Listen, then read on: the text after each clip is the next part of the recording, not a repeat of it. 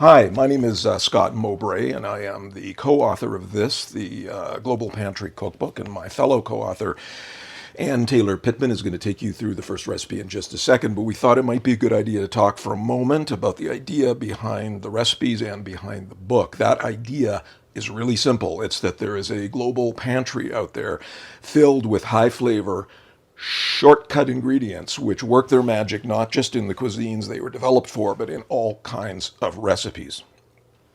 Now, these ingredients have flavors that a lot of American cooks have absolutely fallen in love with over the last 10 or 20 years, even if they're not necessarily cooking with all of them.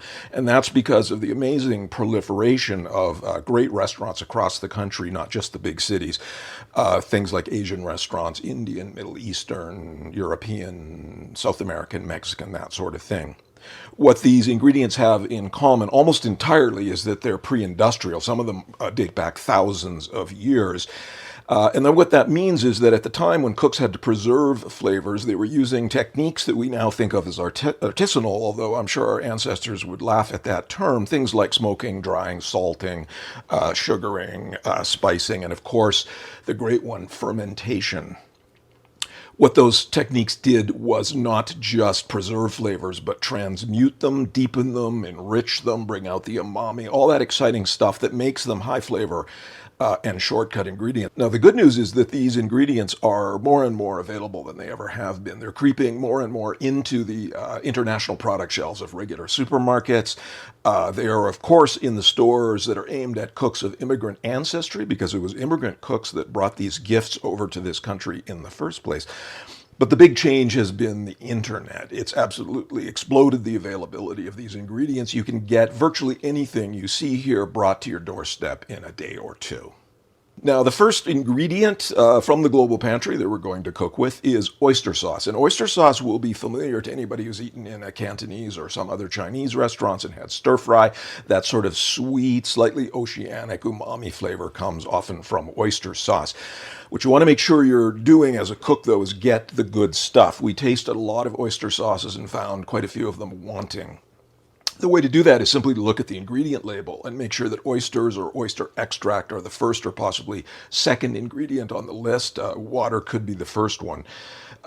This is an example of a very good oyster sauce. It's called Lee Kum Kee's Premium Oyster Sauce. It's interesting. Oyster sauce is not made by pureeing a bunch of oysters. It's made by taking oyster broth and then reducing it down until it gains this deep, rich, brown umami character. And that's certainly what you get in this one. Hi, I'm Ann. I'm Scott's co-author, and I'm going to show you how to make this recipe. This is our chuck roast with root vegetables and oyster sauce gravy. And it's a great example of how adding just one simple global pantry ingredient can elevate a dish and deepen the flavors like you wouldn't imagine. It's a pot roast. It's something we're all familiar with, but we have two tricks that make it stand out. So one thing we're doing with this recipe is we've adapted it just slightly because we got such beautiful vegetables from Melissa's. We have some rainbow onions that we'll use. We have these rose gold baby potatoes, some beautiful carrots, multicolored pearl onions, and turnips. I'll start this recipe by seasoning this pot roast with salt and pepper, just very simple. Now, our recipe calls for a 3-pound pot roast. We couldn't find one quite that big, so we have 2 pieces here that equal 3 pounds, and that's fine. Do what you got to do to get where you need to be. So I'm just sprinkling with salt, a pretty generous amount of salt, and some fresh black pepper.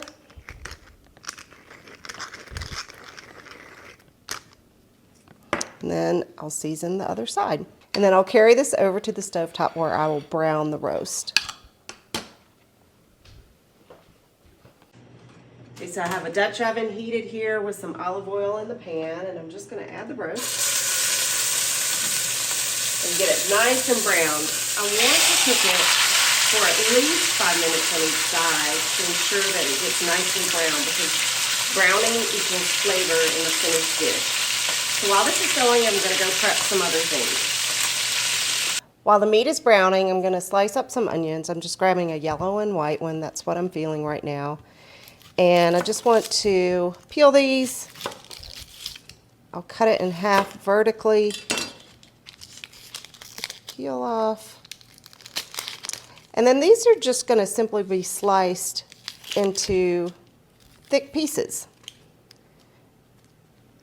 You don't have to try to get these very thin because they're going to cook for a long time, and that's intentional.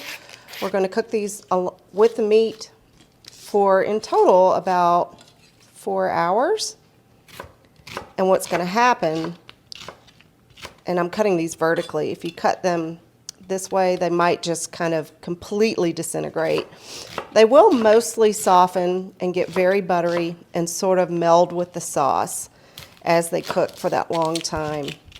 And that's going to be wonderful. So we're using onions in 2 ways. We have these large onions that are going in right now, and then the pearl onions will go in later. And I'll explain a little more about that when we get there. Okay, and then before I return back to the stove, I'm just going to stir together the sauce. I have some unsalted beef stock, and we call for that here because we're adding oyster sauce. It's our secret ingredient, our Global Pantry star.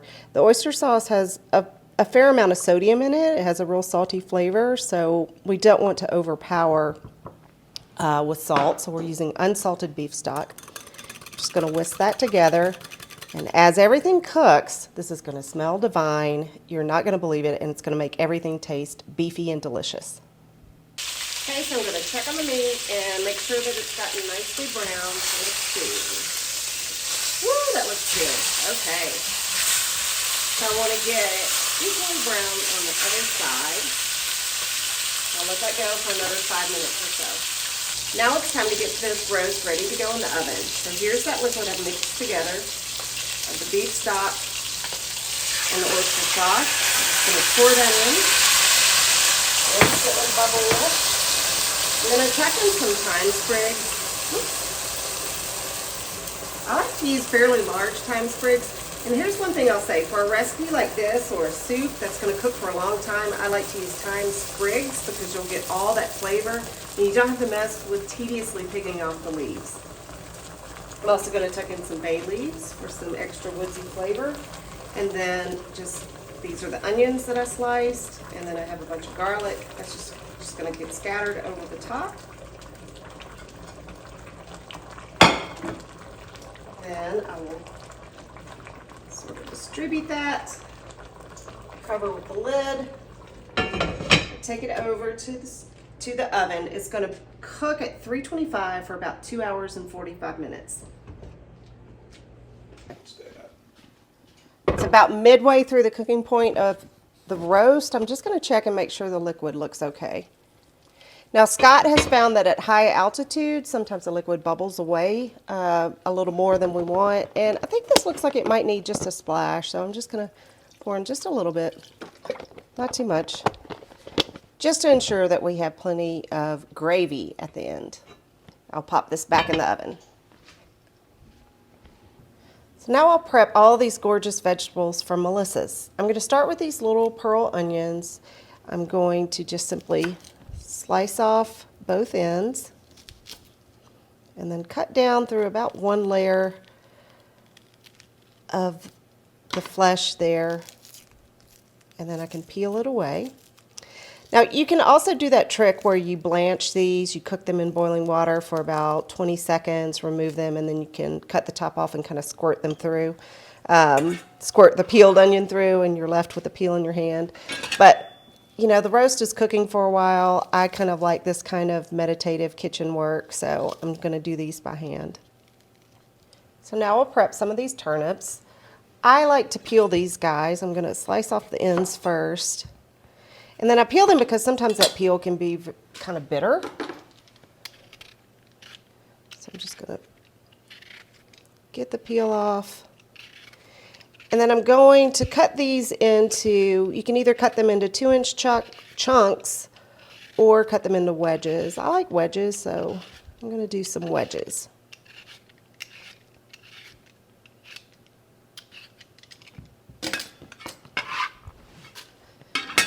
So cut it in half.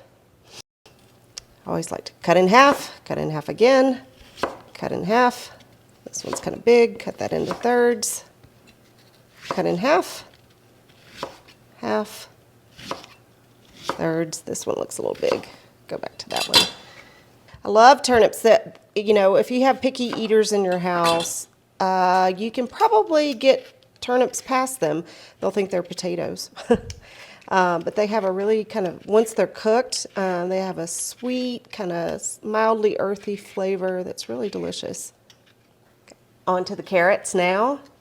Just going to simply peel them. And I want to cut them into roughly 2-inch chunks, big enough so that they have some presence on the plate.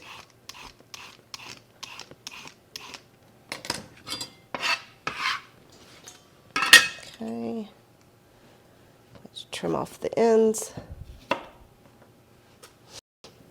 Cut into, about 2-inch pieces. Any pieces that end up being kind of big and thick like this, I'm going to cut them in half vertically, just so they're not too big. So I've got pieces about like that. The last ones to prep are these little potatoes. So our recipe actually calls for full-size or adult Yukon Gold potatoes. We're using the baby potatoes here, which work beautifully. I'm just going to cut them in half. And now you've probably noticed by now that the roast is in the oven and the vegetables are not. And that's by design. So I said that there are 2 keys that make this pot roast recipe stand out, and this is one of them. The roast itself takes about 4 hours to reach premium succulence and tenderness. If you cook these vegetables for 4 hours, they would turn to mush. So the key is to add them later. Add them with only about 1 hour and 15 minutes left in the cook time. I've just pulled the roast out of the oven. It's gone for 2 hours and 45 minutes. I'm going to uncover it and take a look. Now, we're cooking at high altitude, and liquid just does weird things at high altitude. I think that a little bit too much of it has cooked off, so I'm going to add another splash just to make sure we have enough to fully cook the vegetables. So I'm just adding some more beef broth here. Also, one of my best tips, this is going to have to go back in the oven. This pot is very hot. So here's one of my favorite tips that I've learned through unfortunate trial and error. When you're going to have to touch a hot pot again, put your pot holders or kitchen towel there to remind you that it is hot. Keep it there. Okay, now I'm just going to add all these vegetables. They're just going to pile on top of the roast. These beautiful root veggies. And don't worry that there's not going to be submerged in liquid. We don't want them submerged in liquid. There's going to be enough going on here, enough heat and enough steam coming up to cook the vegetables. Okay, I'm going to cover it. It's going to cook now for about 1 hour and 15 minutes.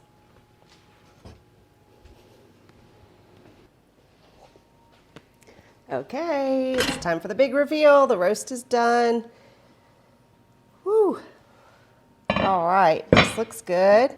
Now at this point the vegetables have not been mixed with the sauce, so they might seem undone. So just test them. Oh no, they're done. They're perfect. Okay, so what I'm going to do now is kind of fish around in the bottom for the roast. I'm going to try to pull that out. Now it might fall apart a little bit because it's very, very tender, and that's okay. You have to pull it apart at some point to serve it. Look at that. Oh, goodness gracious. That is just divine. Okay.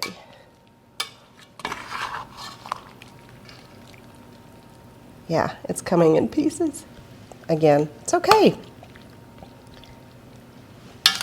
And now I'm just going to stir the vegetables with the gravy. So we didn't have a ton of liquid in here when we started, and that's because we want gravy. We want it to be concentrated. We don't want it to be soupy.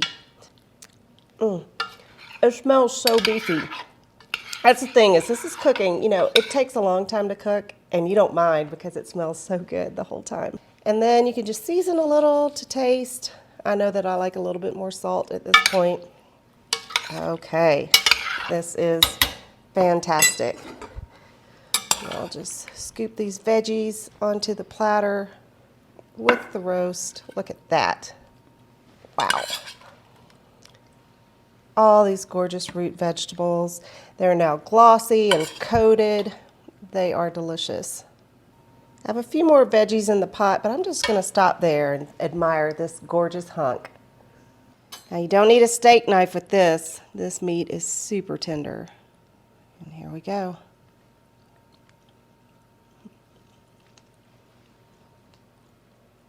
You guys, the oyster sauce makes all the difference. It just adds this savory depth, but there's a tiny bit of sweetness that just enhances everything. It's really delicious. So we're going to move on to dried mushrooms as our next Global Pantry star. We originally used porcini mushrooms in the recipe that Anne is going to show you, but Melissa's also sent us some dried chanterelles and they sent us some dried morels. We found that they all worked beautifully.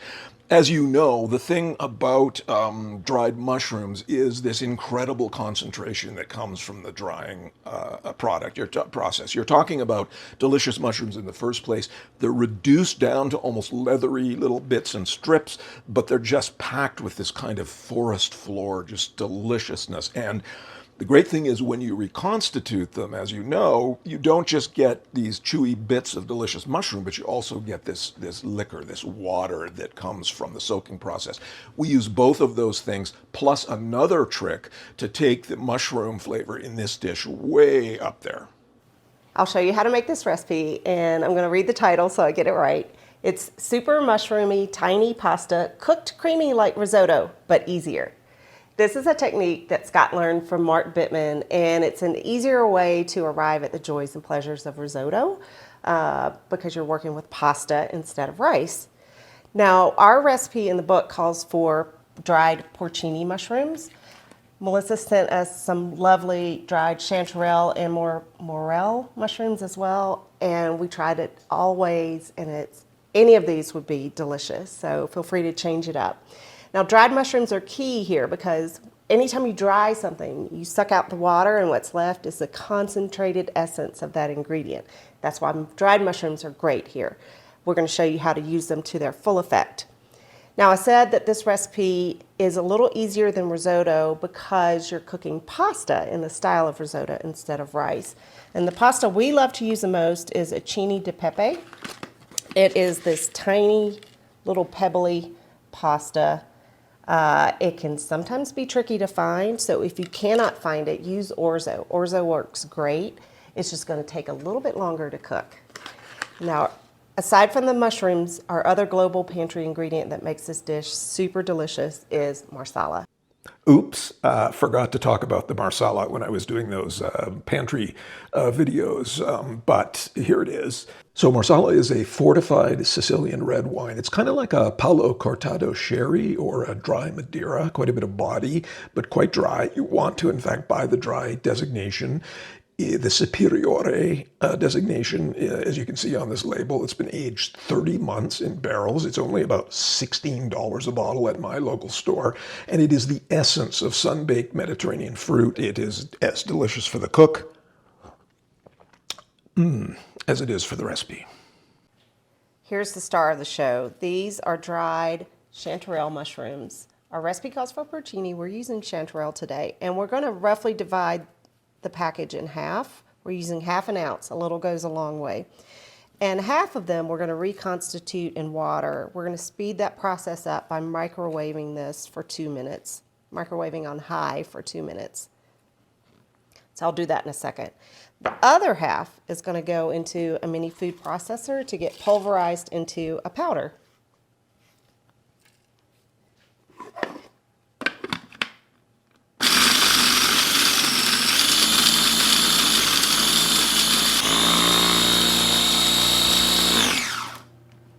Should be about good. Let's see. Oh yeah, there's a little bit of mushroom dust that comes up. It smells super earthy, like a woodsy forest.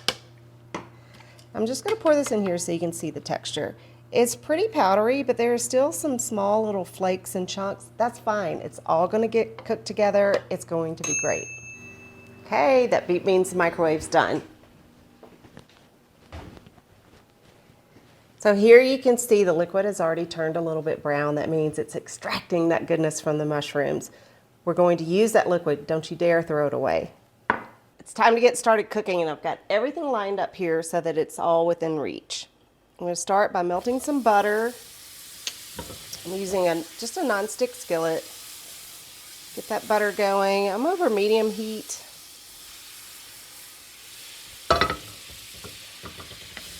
It's already starting to brown a little, which I'm not mad at. That's always delicious. I'm going to add in, this is half of an onion, a medium onion that I chopped very finely. I'm just going to let that go until it starts to soften. Now I can add some sliced fresh mushrooms. We'll have those dried mushrooms going in later, but we also have some fresh ones in for that kind of meaty texture. Now that the mushrooms have softened, I'm going to add those mushrooms that we rehydrated in the water and all that liquid. That liquid is delicious. Here's the mushroom powder that we blitzed in the food processor. And then here's the pasta. This is a 1 pound box of pasta. I'm just using 12 ounces. I've poured some of it out already. And then I want this to just bubble pretty energetically and stir until the liquid is absorbed. Yeah.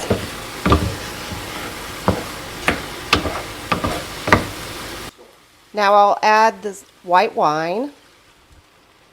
I want to cook that until it evaporates and is absorbed. See it bubbling. Now I'll start adding the unsalted chicken stock. I have 4 cups here. I'll just add a little bit at a time. And this is very similar to the process you use when making risotto with arborio or other type of medium grain rice. You want to add the liquid a little bit at a time and stir to kind of agitate the grains, or in this case the pasta. That's going to release starch into the liquid, and that's what makes it creamy. So let it absorb, add a little more, stir, stir.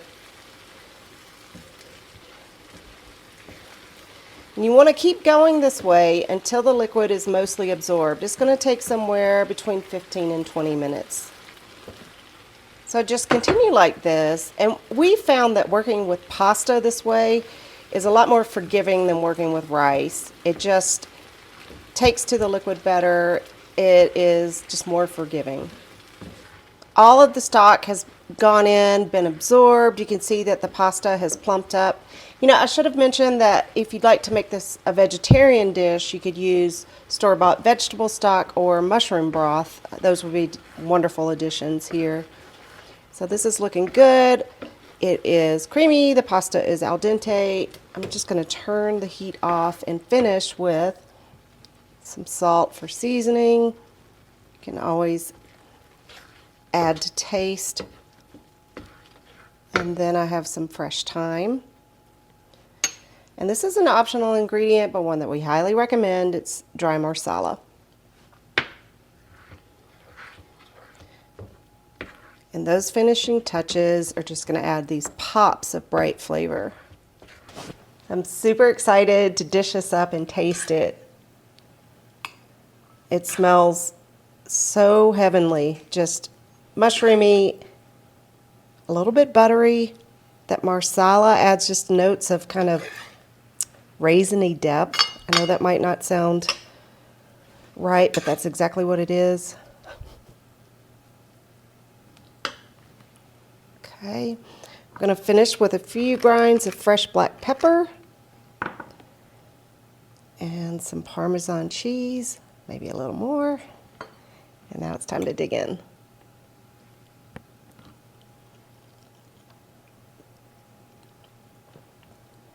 Oh, it's like mushroom lovers, you have to have this. It's so good.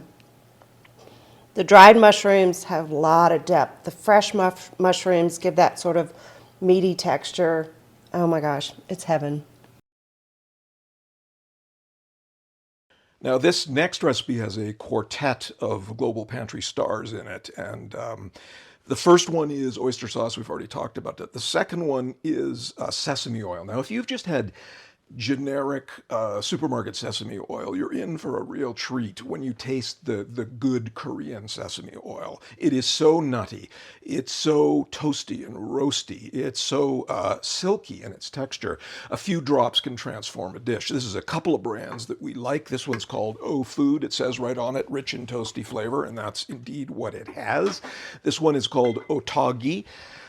Premium roasted sesame oil. They're both very good, and there are some other good ones. Just look for a slightly higher price on the higher quality oil.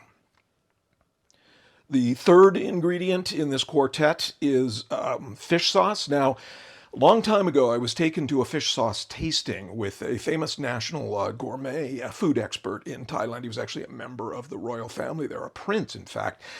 And I went in, we drove down to this little village on the coast in Thailand and tasted 8 or 10 fish sauces made by small little village manufacturers. And I went in thinking, fish sauce, it's pungent, it's salty, it's fishy, and that's about it. I came out realizing that I was an idiot, and that in fact this is one of the richest sources of sort of oceanic umami and complexity of any condiment that you can get. This one is Mega Chef. It's from Thailand. The Thais tend to add a little bit of sugar to their fish sauce, which gives it a slightly more rounded flavor, at least to me. This one's real good. This is a Vietnamese fish sauce from a great company called Red Boat. I don't know if you can see on the label, it says 40N. The N number in fish sauce refers to the amount of protein in the sauce, and that corresponds to the sort of depth of flavor, the intensity of the flavor of the fish sauce. They make a 40N and a 30N, and they're both really good. And the final kicker in this quartet of ingredients is chili crisp. Now, this has become a very trendy ingredient in the last little while.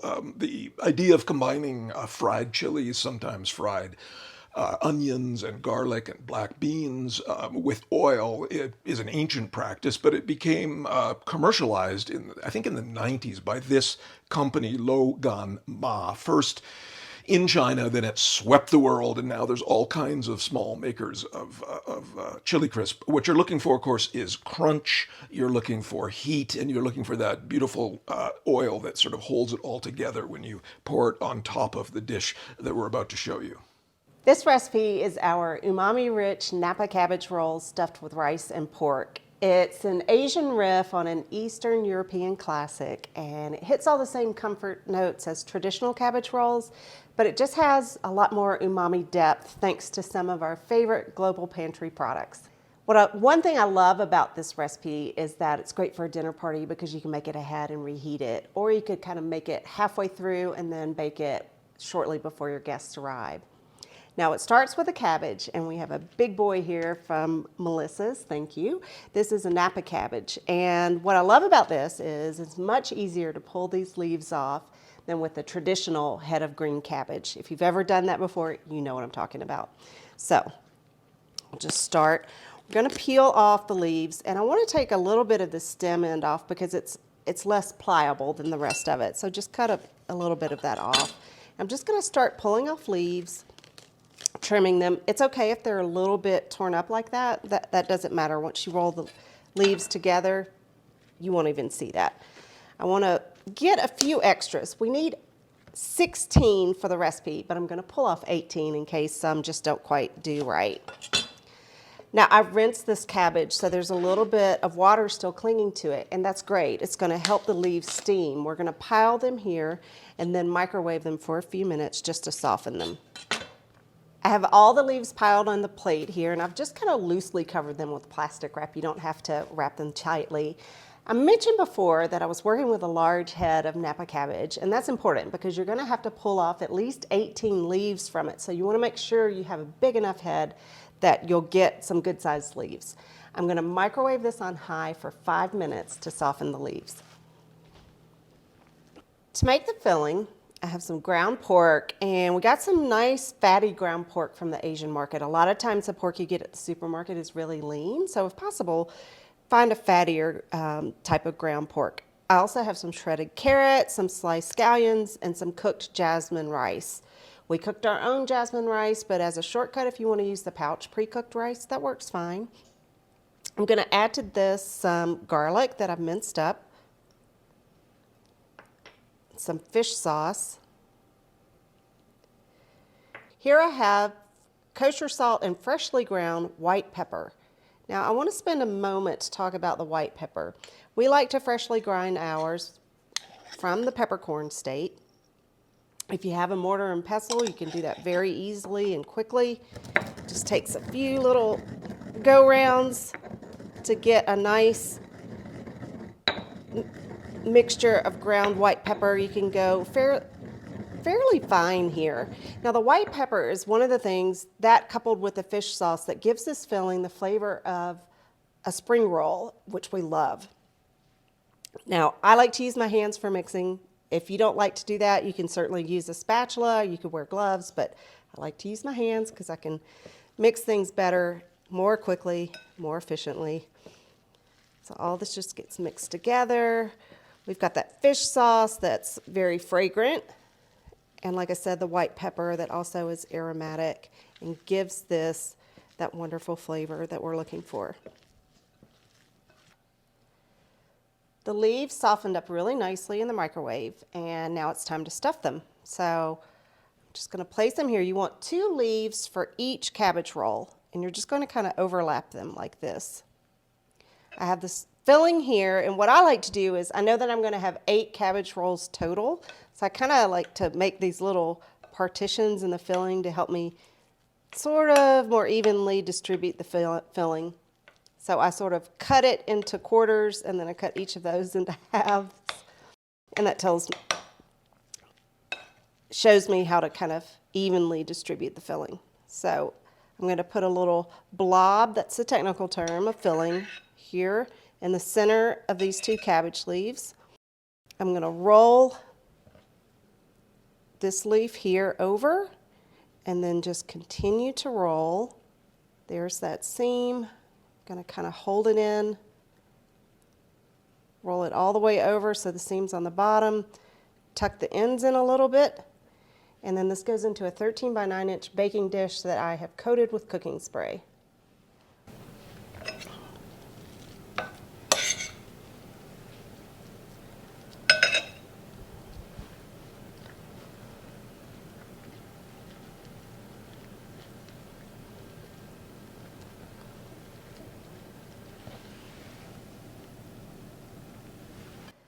The sauce for these cabbage rolls is broth based instead of tomato based like you might be used to. So I have some unsalted beef stock here. I'm going to add to that one of our favorite Global Pantry ingredients. This is oyster sauce. It's thick and glossy and full of savory flavor.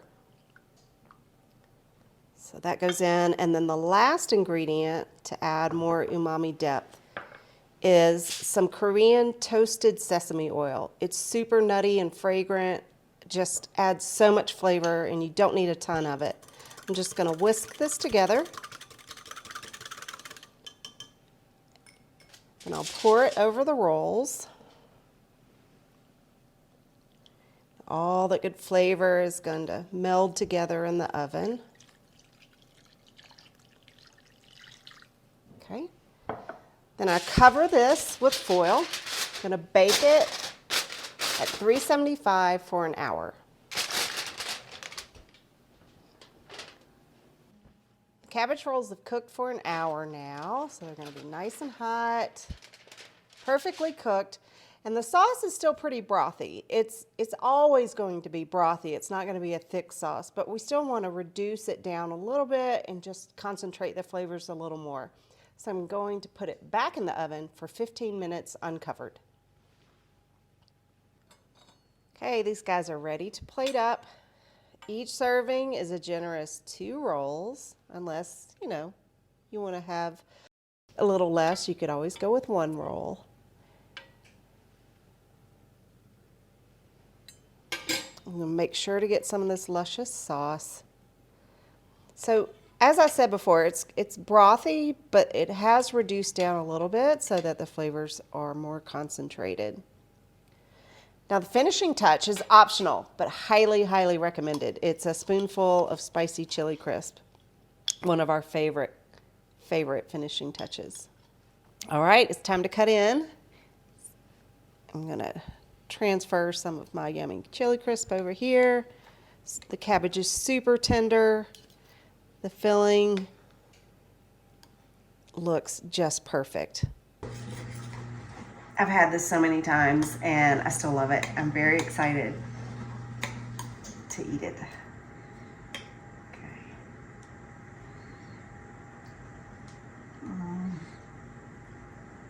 It's so good.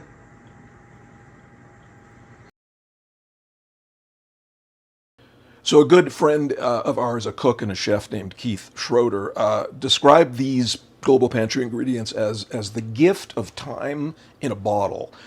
And there's no better example of that than Banyuls vinegar. Banyuls vinegar, I think, may be the best vinegar in the world. It comes from a part of southeastern France near the Spanish border. It's made from red wine, from Banyuls wine, and it's aged for 5 or 6 years. And if you want to talk about a gift, there you go. Because when you open one of these up and pour out just a little bit, just a teaspoon, I think, in the upcoming recipe, it just has this wonderful evocative flavor. It's bone dry, but it suggests sun-baked fruit. And then there's this ethereal, really delicate cutting bit of acid that runs through the vinegar as well. So it's just a delicious vinegar. The other ingredient in this dish is pine nuts. Now, pine nuts are pricey, we all know that, but if you buy them in larger quantities rather than tiny little jars, they get less expensive, and they are a very high value nut in the sense that they have all this flavor packed into them. That flavor is brought out especially by deep and careful toasting, and that's what we've done for this recipe. For the sauce here, what we wanted to do was really make the taste of pine nuts the star, and then very delicately back it up with some of this vinegar, and I think you're going to find that it's delicious when you try it. So now I'll show you how to make the recipe broiled leeks with toasted pine nut sauce. This recipe is all about the sweet, light onion flavor of leeks, and we pair them with pine nuts, which are just so delicious, unique among all nuts. And here we have ours that we've toasted already, and we want to toast them slowly and properly so they're not burned. To prep the leeks, I'm going to pick this guy up, and don't worry if you have some little kind of wilty spots on them, that's fine. We can pull that right off. I'm going to trim off just the tiniest bit of the root end. We don't want to eat that, but we want the leek to kind of hold together. You'll see in a minute what I mean by that. And then I'm going to just cut off the dark green parts. I can keep some of these light green parts. You can either rinse these and stash them in your freezer for the next time you're making stock, or you can compost them. Then once I've got this trimmed, I'm going to cut this in half lengthwise. And this is what I meant by keeping that intact. We want this to stay together. If we cut all of that off, this thing would just separate into its separate layers. So I'm going to prep the rest of these leeks like this.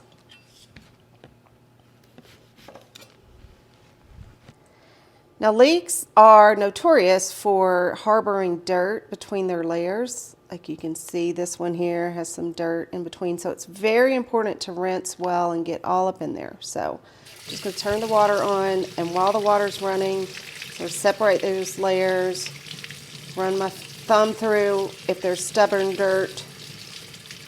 And we're going to do that with all of the leeks here. My system is going to be that I turn them upside down when they're washed.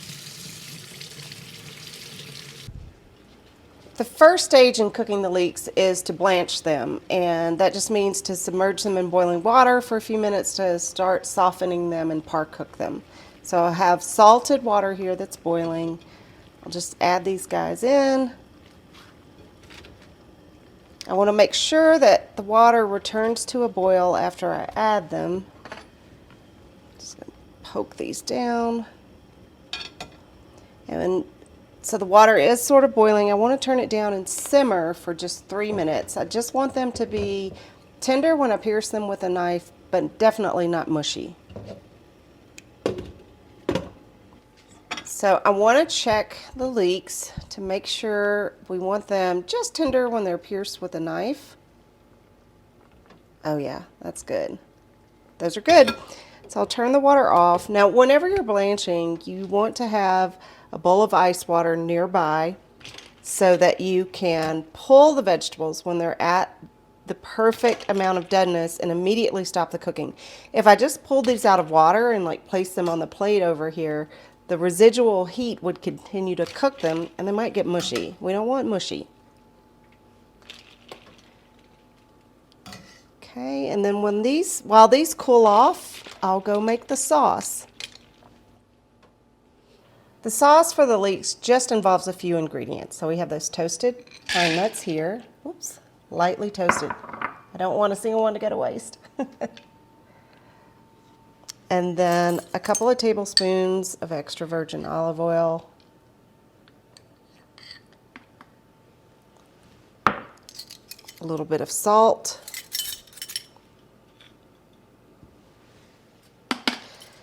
Our Global Pantry Star here, one of them is Banyuls vinegar. It is a delicious concentrated vinegar. A little bit goes a long way, so I'm just going to use a teaspoon. That's a half. And one. And then some garlic that I'm going to microplane first, just to make sure that it all gets incorporated. I'm not going to throw a whole clove in there because you might get some chunks of raw garlic, which some people like, some people don't. When I'm doing garlic like this, I don't trim off that little dried up end because I use that as I'm grating so I don't grate my fingers. So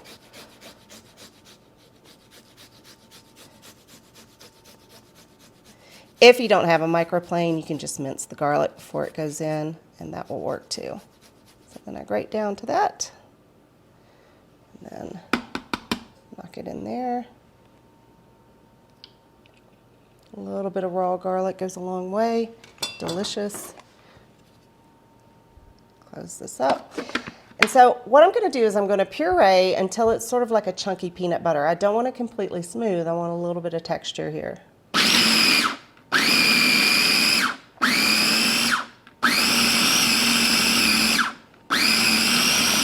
As you're doing this, you might have to stop and scrape down the bowl. I do. But it's starting to come together. As the nuts break down, they'll release oil and loosen the sauce some.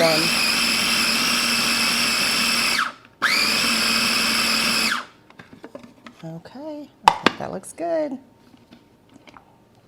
So, here's our sauce. It is delicious. It is precious. We want to scrape every last bit of this into the bowl. We don't want any to go to waste.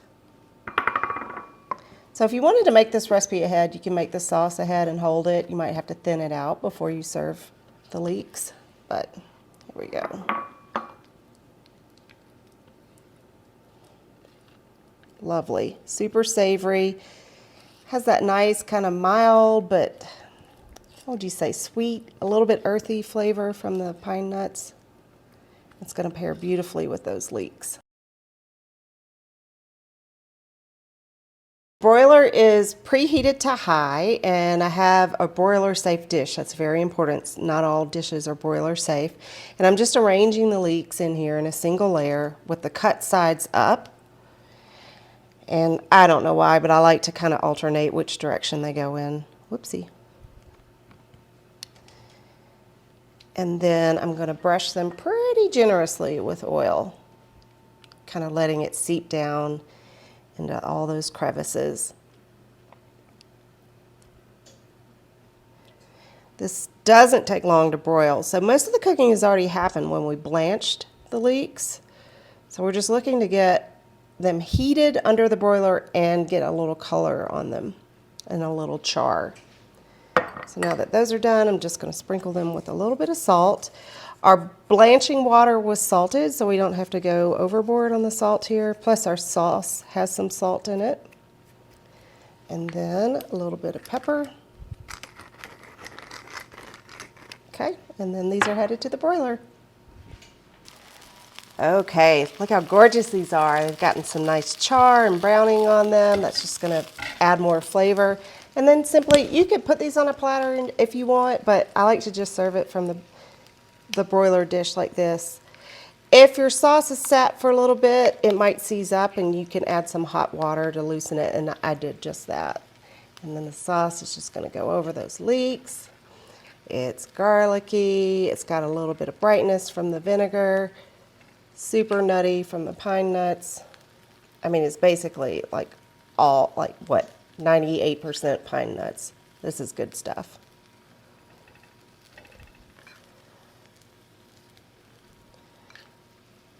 So I'm gonna do that, and then I can serve some more sauce at the table for people who want more. Okay, so I'm gonna dish some up for myself, and I like ones that have a good bit of char on them, so I'm gonna hand pick those. Get them over here. And you know what else I'm gonna do? I'm gonna top my serving with just a little bit more sauce, because I like it that way. Oh boy, can't wait to dig in. Okay, I'm gonna dig in. I'm gonna cut me a little bite. I'm gonna grab some sauce. Let's see how this is.